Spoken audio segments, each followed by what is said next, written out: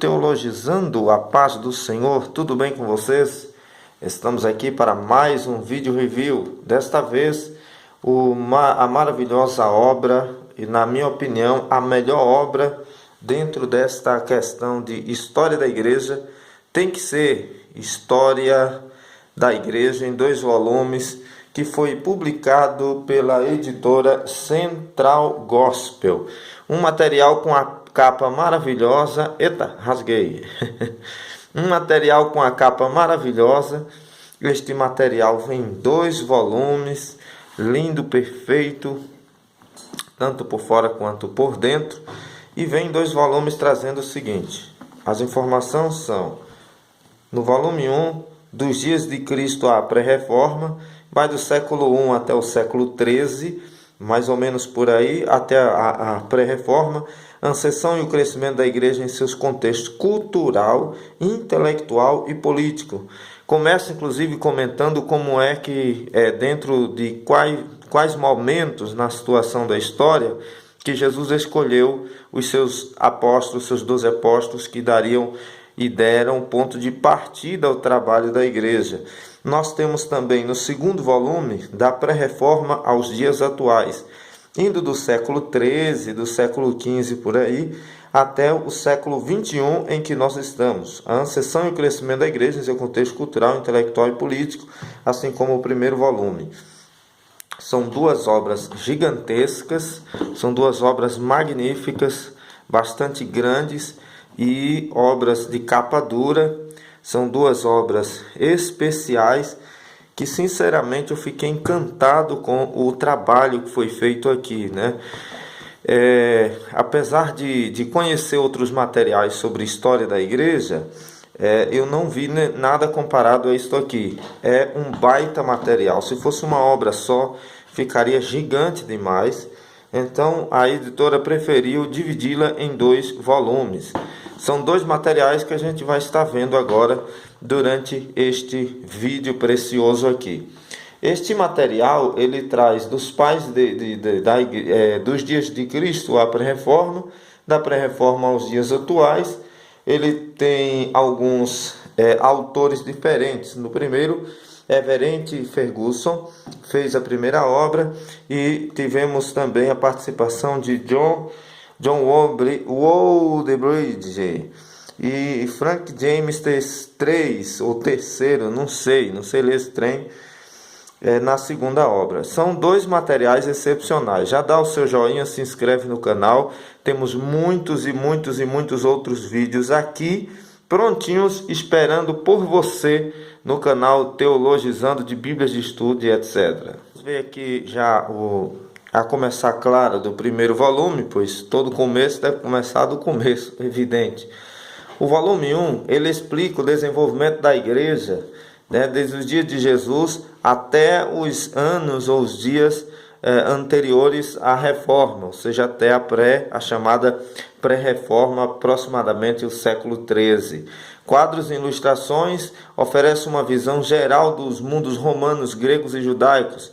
A obra também traz noções sobre a relação da igreja com o Império Romano, um vislumbre das atitudes pagãs em relação aos cristãos, o lugar da arte e da arquitetura, da literatura e da filosofia, ao mesmo tempo sagradas e seculares, e muito mais abrangendo o tempo. Ela se estende do 1º século ao século XIII. Essa primeira obra do 1º volume vem trazendo, então, questões culturais do período bíblico do Novo Testamento, norteando, inclusive falando de grupos, né, religiosos que combateram a igreja no seu início, o farisaísmo, o judaísmo em si, e o farisaísmo, as suas vertentes judaicas. Muita coisa temos a ver aqui. Vamos ver aqui a contracapa. Como eu disse, é capa dura. São milhares de páginas. O 1º volume tem 640 páginas. O outro volume vamos ver mais na frente, né? É uma obra estrangeira, não é uma obra publicada originalmente em português. Aqui nós temos uma sinopse aqui no final, que você pode estar vendo. para que você possa entender. Pode pausar o vídeo para ler, se você assim desejar, e ver o que estamos mostrando aqui melhor na íntegra. A gente sempre costuma parabenizar a editora quando ela acerta. Parabéns à Central Gospel desta vez pela assertiva. Aqui está ela, Everett Ferguson, História da Igreja, volume 1, dos Dias de Cristo à Pré-Reforma. Ficha catalográfica. Essa aqui é a primeira reimpressão de junho de 2017, ano dos 500 anos da Reforma Protestante. O título aqui está em português, mas ela foi lançada primeiro em original, sobre a história do cristianismo até a pré-reforma. Sobre o autor, nós temos uma nota aqui de início sobre o autor, que é um autor formado PhD pela Harvard. Bem interessante. Aos alunos que utilizarão este livro, que eles possam aventurar-se pela vida da igreja ou prolongar sua história pelos dias que virão. Aqui está um oferecimento. E na verdade, fazer parte conhecer a história da igreja, conhecer a nossa história, pois fazemos parte, a nossa história, a história da igreja. Temos um sumário, o cenário único da história, Jesus o primórdios da igreja, e os primórdios da igreja era subapostólica, igreja e o império, heresias e cismas no segundo século. A igreja apostólica, chamada igreja primitiva, ela termina com a morte do apóstolo João, heresias e cismas no segundo século. Logo apareceram várias heresias e muitas coisas que foram surgindo. O gnosticismo, foi surgindo o Marcião, foi surgindo questão de origens, foi surgindo o gnosticismo em várias escalas, foi surgindo bastante coisas aí, erros doutrinários, relevância do gnosticismo, montanismo, que é bem depois, muito semelhante ao movimento pentecostal, mas não em todos os aspectos. Foi surgindo o imperativismo e outras coisas mais. Defesas contra interpretações rivais, pais da igreja, a igreja católica e seus problemas, vida da igreja no segundo e terceiro séculos. Sobre pais da igreja e seus problemas da igreja católica, existem algumas pequenas críticas aos chamados pais da igreja, e o pessoal gosta, os tradicionais são muito apegados à patrística, mas são apegados de tal forma que fica meio parecendo adventista e Ellen White, ou então o Islã e o maomenismo, porque para eles é como se eles fossem praticamente inerrantes. Desculpa o meu exagero aí em algumas coisas. Pais da igreja, antiga igreja católica, seus problemas, vida da igreja no segundo e terceiro séculos, desenvolvimento da igreja durante o terceiro século, Diocleciano e Constantino no limiar do quarto século, a igreja no quarto século, doutrinas, organização e literatura, monasticismo, expansão, vida e culto, a igreja no quarto século, controvérsias cristológicas até Calcedônia, Agostinho, Pelágio e semipelagianismo, transições à Idade Média, migrações germânicas, desenvolvimento doutrinário e papado. Para alguns que acham que o arminianismo é pelagiano ou semi-pelagiano, isso aqui ajuda muito a entender que não é bem por aí. Vamos continuando. Igrejas orientais e ocidentais no quinto e sexto século, igrejas orientais no sétimo século ao século XI, igrejas ocidentais do sétimo ao nono século, declínio e renovação da validade no Ocidente, da vitalidade no Ocidente, do nono século ao início do século XI, o movimento de reforma papal e a primeira cruzada, renovação intelectual, surgimento da escolástica, atividades monásticas, literárias, políticas e culturais no século XII, glória da Igreja Medieval Ocidental, século XIII, presságio de declínio. E aqui nós temos no final leituras complementares a cada capítulo, bibliografia geral, obras e referências e outras obras, colocada aqui pela editora. Perspectivas sobre a história da igreja, o cenário do início da igreja. Aí começa aqui no período da vida de Jesus ainda, né? Vindo à plenitude dos tempos, Deus enviou seu Filho, nascido de mulher, nascido sob a lei, Gálatas 4:4. Aqui nós temos uma contextualização do período em que Jesus aqui esteve, escolheu os apóstolos, né? E colocou assim aqueles que ele desejou como seus apóstolos para o início da sua igreja. Isso aqui é parte da embalagem dela. E aqui nós temos então bastante detalhes a respeito. Muito interessante, inclusive uma breve biografia dos discípulos, dos apóstolos, né? Imperador Tibério de Festo. Esses daqui são... esse foi o imperador do período que Jesus viveu aqui. O mundo grego, o imperador Augusto é tratado como Deus. Platão, filósofo grego antigo. Aqui nós temos uma obra ilustrada, como você pode ver. O mundo judaico. É uma obra bastante ilustrada. Jesus e os primórdios da igreja. A igreja de Jerusalém e Tiago, que é apresentado sempre na história como alguém que era altamente judeu, não necessariamente seguidor do judaísmo, tá?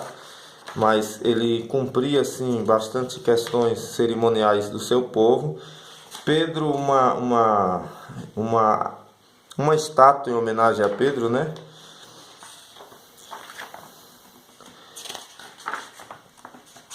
É uma obra, era subapostólica, é uma obra extraordinária. Ela possui, como você viu, muitas ilustrações. A igreja e o império, o sextésimo do imperador aqui, sextésimo. Aqui nós temos as ilustrações baseadas em muito achado histórico e arqueológico, principalmente do Império Romano, e assim também lá na frente da Reforma. Alguns quadros que ajudam muito a entender melhor algumas questões. Olha, é muita coisa que essas obras têm.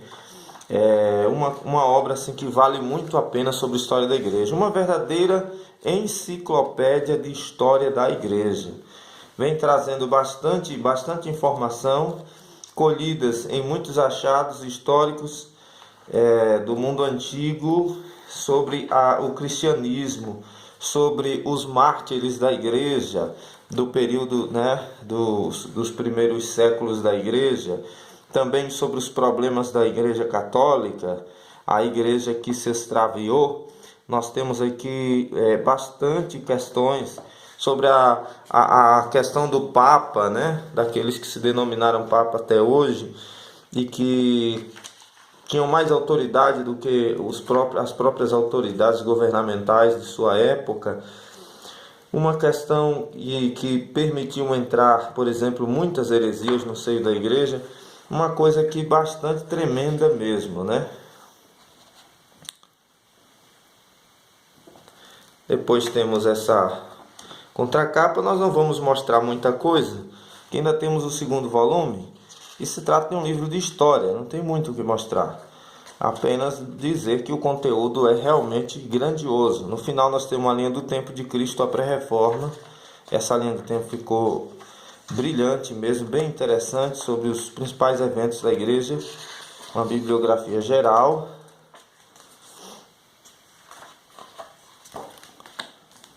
E contracapa.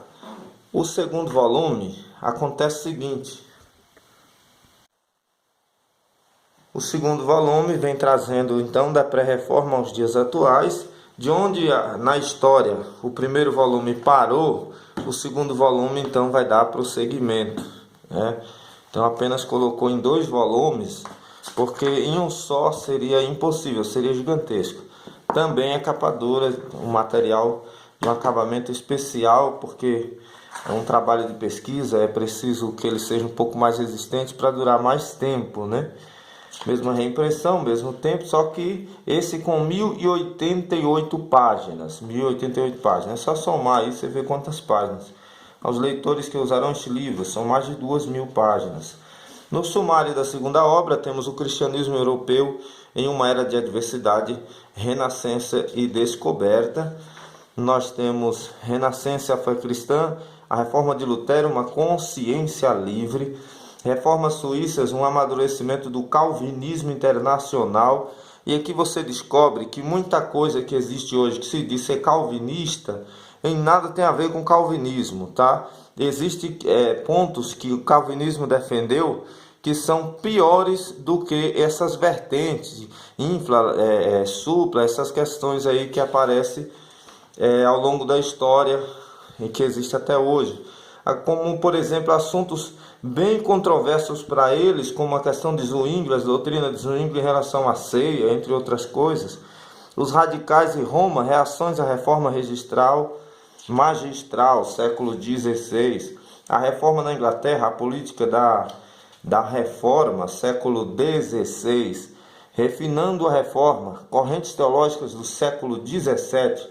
O cristianismo numa era de medo, crise e exploração, século XVII. O cristianismo e a questão da autoridade, século XVII. O cristianismo sob pressão, o século das luzes, 1680 a 1789. O cristianismo no século das luzes I, as Ilhas Britânicas. O cristianismo no século das luzes II, o Reino da França. Aí vai aparecer aqui alguns monarcas, alguns líderes e alguns tradutores, inclusive, das escrituras. O cristianismo no século das luzes, o continente da Europa, quando a igreja deu um pouco mais de respirada. O cristianismo numa era de revolução, 1770 a 1848, ajustando, vi aqui até uma citação a uma questão sobre Napoleão Bonaparte. Ajustando-se à modernização e ao secularismo, o surgimento do liberalismo protestante, o cristianismo do século XIX nas Ilhas Britânicas, a renovação, as missões e a crise da fé, as igrejas cristãs do continente europeu. Estou lendo apenas os títulos principais de cada capítulo, não subtítulos. Mais uma aqui. O cristianismo global, uma fé centrada novamente, século XX. Trajetórias teológicas modernas, movendo-se em direção ao terceiro milênio, século XX e XXI. No século XX e XXI nós temos algumas coisas, como catolicismo e ortodoxia, colisão de colegialidade, século XX e XXI. Aqui nós temos, por exemplo, nessa era, o ecumenismo, nascimento do ecumenismo, que muitos cristãos ainda têm aderido, muitos evangélicos, inclusive, nessa história do ecumenismo. Cuidado aí, liberais. O movimento evangélico americano contemporâneo, mudanças e avanços, século XX e XXI. Cristianismo e islamismo, o desafio do século XXI. Citações à questão do islamismo, segunda maior religião do mundo, cerca de 1.100.000 seguidores em todo o mundo. Um caso muito sério ainda, que o cristianismo está aí com 2.500.000, cerca aproximadamente, o outro 1.100.000, somos a maioria o cristianismo. Mas essa contagem diz respeito ao cristianismo em todo geral, não apenas o protestantismo. Então não somos tão grandes assim quanto deveríamos. Prefácio. Enquanto isso, tem alguns acreditando que não precisa falar do amor de Cristo, não é verdade? E outros achando que basta apenas esperar uma suposta eleição. O cristianismo europeu em uma era de adversidade, renascença e descoberta. Essa última coisa que disse, não necessariamente todos os calvinistas defendem. De 1300 a 1500. O tamanho das letras, olha, mais figuras e quadros. O tamanho das letras são confortáveis, não são letras pequenas, são letras absolutamente confortáveis.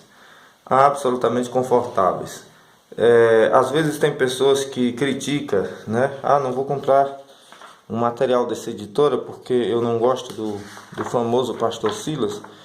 Eu não tenho nada contra o Pastor Silas, mas quem tem deveria entender uma questão. Você deveria compreender que ideias são ideias, pessoas são pessoas. E o material também não foi produzido pelo dono da editora, a editora apenas editou e publicou. Uma senhora obra, eu fiquei impressionado com o conteúdo desta obra aqui. Eu sempre recorro a esta obra para pesquisa. Olha aí, pessoal, fã-clube de João Calvino, olha o Calvino aí. Tá explicado porque os calvinistas acham que deve ter barba, né? Deve ser por isso, deve ser.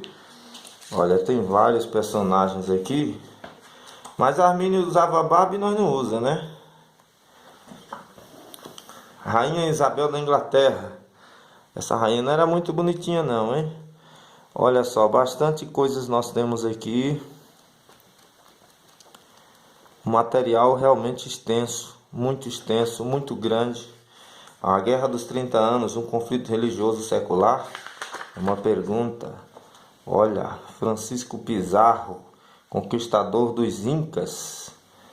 Muito interessante, muito interessante. É um material excepcional que você não pode deixar de ter. Ó, Jorge aqui, não pode deixar de ter porque é um material.